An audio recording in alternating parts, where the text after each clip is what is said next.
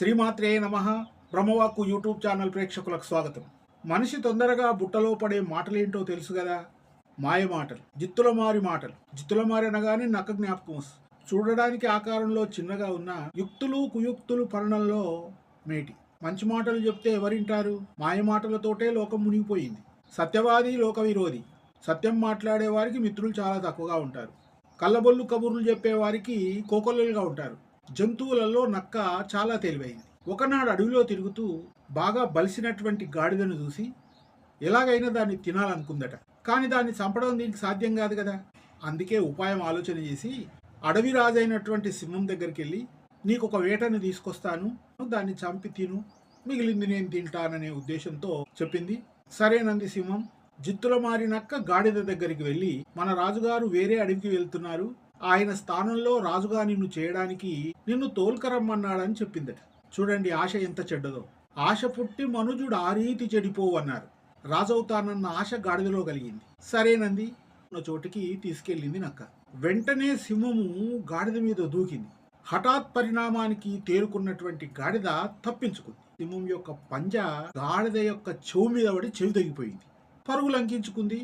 కొద్ది దూరంలో నక్క ఎదురై, ఏమైంది, ఎందుకలా పరిగెడుతున్నావు అని అడిగి విషయం తెలుసుకొని, అయ్యో పిచ్చివాడా, నిన్ను రాజుగా చేయాలంటే నీ తల మీద కిరీటం పెట్టాలి, నీ చెవులడ్డుగా వస్తాయని చెప్పేసి చెవి తీసేసింది. ఆ మాత్రానికే భయపడి పారిపోతే ఎలా చెప్పగానే మళ్ళీ వెళ్ళింది. వెంటనే సింహం మళ్ళీ దాడి చేసింది. తప్పించుకునే క్రమంలో గాడిద యొక్క తోక తెగిపోయి పరిగెడుతుంది. మధ్యలో మళ్ళీ నక్క ఎదురై, ఏమిటలా పరిగెడుతున్నావు, సింహమేమో నిన్ను రాజుగా చేస్తానని చెబితే ఎందుకు ఇలా చేస్తున్నావు అని విషయం చెప్పింది. లేదు, నీకు తెలియదు, సింహాసనం మీద కూర్చోవాలనంటే తోక ఉండకూడదు, అందుకే తోకను తొలగించింది, అంతేగాని నేను చంపాలనుకుందా ఏమిటి అంది. కిరీటం పెట్టాలంటే పెద్ద చెవులు ఉండకూడదు, సింహాసనం మీద కూర్చోవాలంటే తోక ఉండకూడదు, నిజమే కదా అనుకుంది. ఈసారి వెళ్ళు, తప్పకుండా నీకు రాజ్యాధికారం వస్తుందనగానే గాడిద మహా ఉత్సాహంతో ఈసారి వెళ్ళింది. ఈసారి సింహము ఏ పొరపాటు చేయలేదు. రాగానే మీద దూకి మెడ కొరికి చంపి దాన్ని తింటూ ఉంది. పక్కకే మరి నక్క వచ్చి నిలబడింది. ఈ గాడిద శరీరంలోని అన్ని అవయవాల రుచి చూశాను, కానీ దీని మెదడెక్కడుందో తిందామనంటే కనిపించడం లేదని అడిగిందట. అప్పుడు జిత్తుల మారి నక్క అందట, రాజా, ఒకవేళ దానికి మెదడే ఉన్నట్టయితే 2 సార్లు మోసపోయి 3వసారి చెబితే కూడా నమ్మి నీ దగ్గరకు వస్తుందా? అందుకే దానికి మెదడు లేదని అంది. సింహము కొంత తిని వెళ్ళిపోయిన తర్వాత మిగతా మాంసాన్ని సంతోషంతో నక్క తిన్నదట.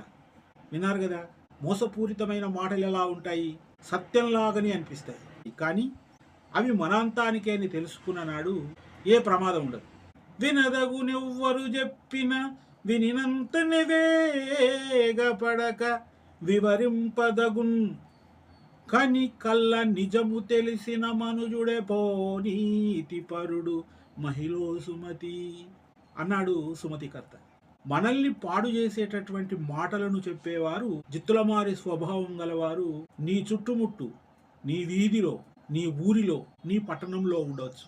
అందుకే మాయమాటలు చెప్పేవారి బారి నుండి తప్పించుకొని ప్రశాంతంగా ఉండండి. సర్వే జనా సుఖినో భవంతు.